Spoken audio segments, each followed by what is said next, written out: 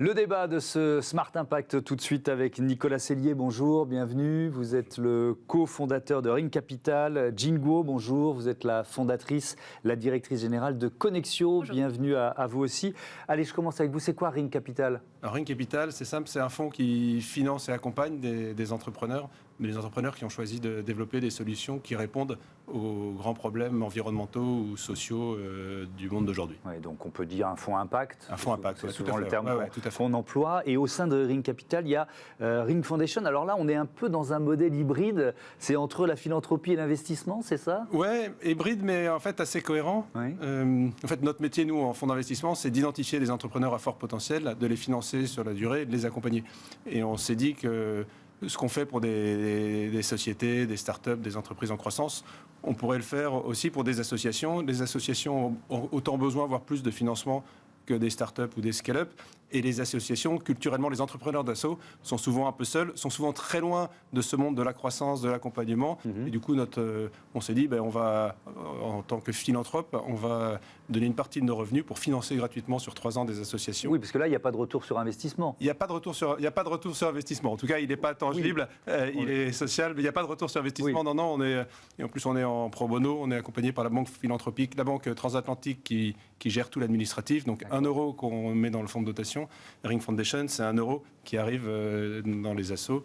Et ce dont on s'est rendu compte, c'est que plus que de l'argent, et ça c'est d'ailleurs la relation à nos discussions avec Jean qui l'ont montré, plus que l'argent, ce que valorisent les entrepreneurs assos, c'est d'être intégrés dans nos parcours, dans nos programmes qui sont destinés aux entrepreneurs classiques. Donc pouvoir les rencontrer, pouvoir avoir accès à des directeurs d'investissement, à nos événements, et beaucoup plus, presque plus valorisés par eux que l'argent qu'on leur donne sur 3 ans. Alors ça, effectivement, c'est une dimension qui est très intéressante dont on va parler, mais je voudrais, Jean Guo, que vous nous présentiez Connexio. C'est quoi le principe, la mission de cette association ?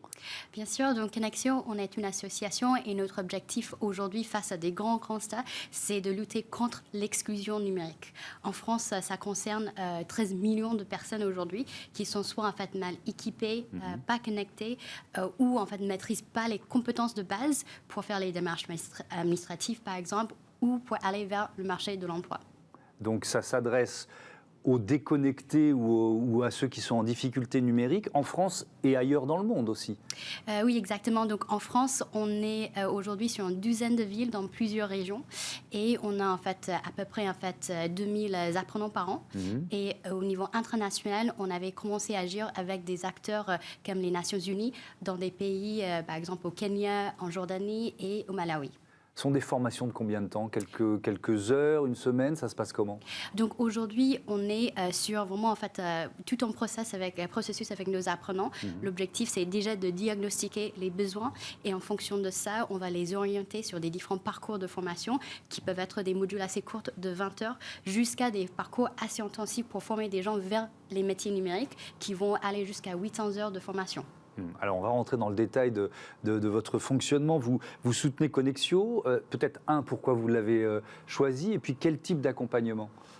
On l'a choisi, par le potentiel du problème et le potentiel de Jean. C'est vrai que ça ne se voit pas forcément, mais Jean fait partie de ces entrepreneurs sociaux qui ont un énorme talent, un très gros potentiel, et c'est vrai qu'il pourrait être à la tête de licorne associative dans quelques années. Ouais.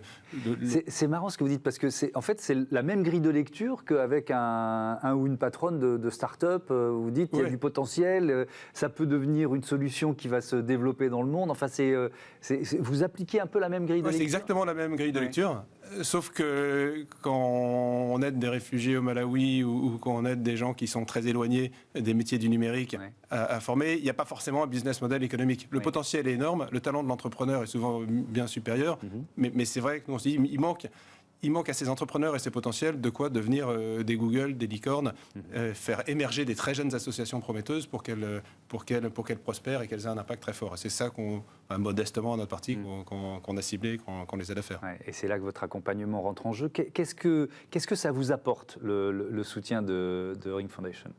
Donc déjà, je pense qu'on est très très chanceuse de faire partie en fait des structures qui sont accompagnées par Ring. Et pour moi, je pense que aussi, ce qu'on voit, c'est les enjeux en fait sur lesquels on travaille en fait comme entrepreneurs sociaux sont énormes. C'est gigantesque sur les années à venir. Et aussi pour être en fait une structure qui peut justement scaler à des dimensions plus importantes. importante, il faut qu'on soit accompagné. Et pour nous, on croit fortement, en fait, déjà, en fait, on travaille sur les enjeux numériques, qu'on doit avoir les mêmes outils que des entreprises aussi pour être assez performantes, de vraiment être efficaces pour livrer nos solutions. Et donc, chez Ring, en fait, on a en fait quelqu'un qui nous accompagne, Laurent aussi, sur des sujets vraiment, en fait, bien que sur des questions, en fait, ça peut être RH, sur la structuration de nos équipes, sur des questions aussi de modèle économique à plus long terme, vraiment de nous mettre, en fait, en réseau, mise en relation avec les autres structures aussi. Ce qu'on trouve super riche aussi avec Ring, c'est que, en fait, on fait partie aussi, on n'est pas un peu séparés des entreprises, on est vraiment tous ensemble dans ce collectif parce qu'on peut vraiment, en fait, apprendre des uns et des autres. Et pour moi, je pense que c'est une super opportunité d'avoir des conseils pour le futur.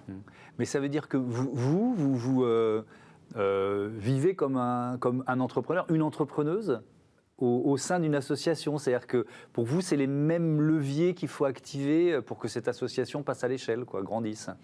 Oui, tout à fait. Je pense que je suis assez convaincue aujourd'hui. On doit être équipé. Je pense que quelquefois, pour les associations, on n'a pas quelquefois les mêmes outils, les mêmes ressources aussi.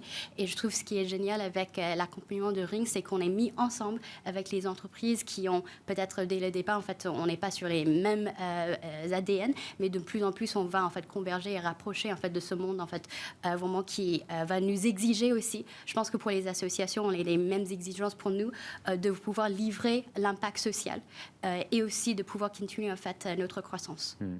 Vous accompagnez Nicolas Sellier. Alors il y a Connexion, il y a Solinum aussi.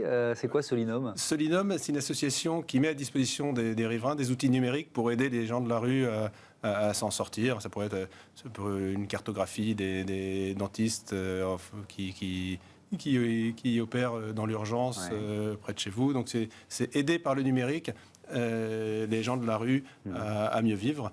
On a aussi une association qui donne des cours de code en centrale de détention pour aider les prisonniers à se réinsérer à la sortie. Et on a une quatrième association qui est l'association Entourage, aussi, qui est dans la relation entre des voisins, des riverains et des gens de la rue pour les aider à interagir, pour aider à apporter un lien social entre les gens de la rue et leurs voisins. Ouais.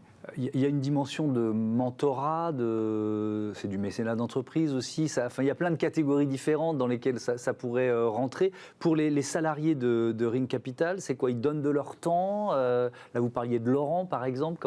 Oui, alors les salariés, on a deux types de salariés. On a les directeurs d'investissement. Donc, chaque association a un directeur d'investissement, c'est Laurent en l'occurrence, Geoffroy, mon cofondateur, accompagne Entourage, accompagne l'association comme il accompagnerait une société du portefeuille.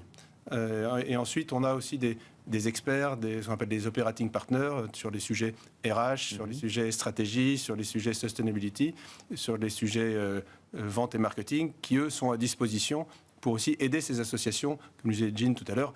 Les sujets RH, ils sont très compliqués dans une association, qui n'ont pas forcément les codes pour grandir.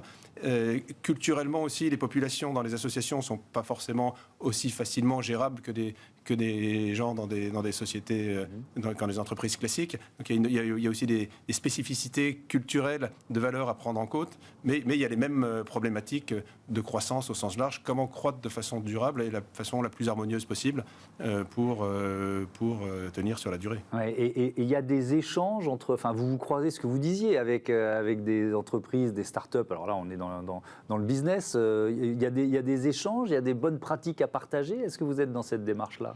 Oui, je pense qu'il y avait plusieurs rencontres. Donc, on est invité en fait à des soirées. Il y a des dîners aussi en plus petits groupes. Et je pense que là, c'est une occasion pour nous d'échanger avec d'autres startups de portfolio et juste en fait demander certains conseils.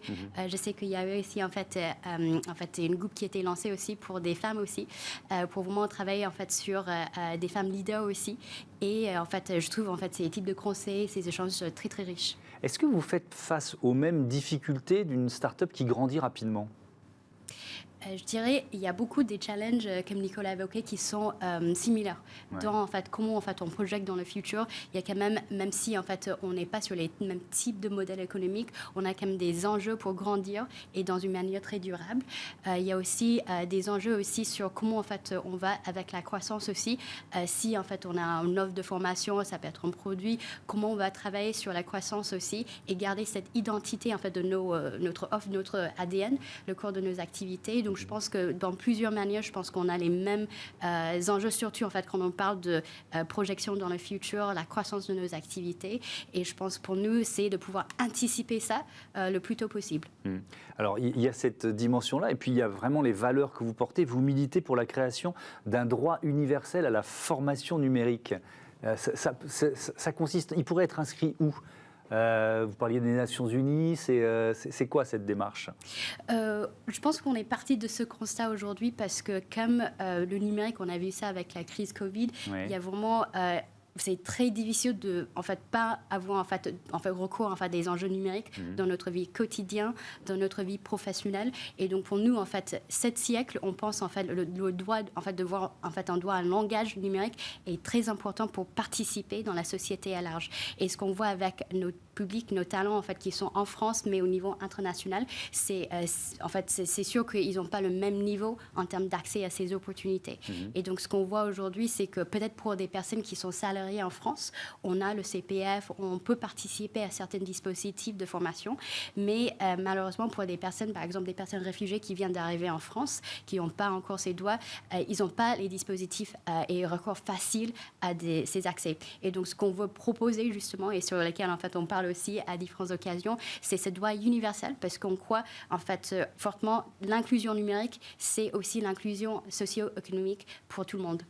Merci beaucoup, merci à tous les deux d'être venus présenter cette idée de fondation philanthropique avec un cas aussi précis et passionnant que celui de Connexion. À bientôt sur Bismart. C'est l'heure de Smart Ideas, objectif zéro déchet, vous allez voir.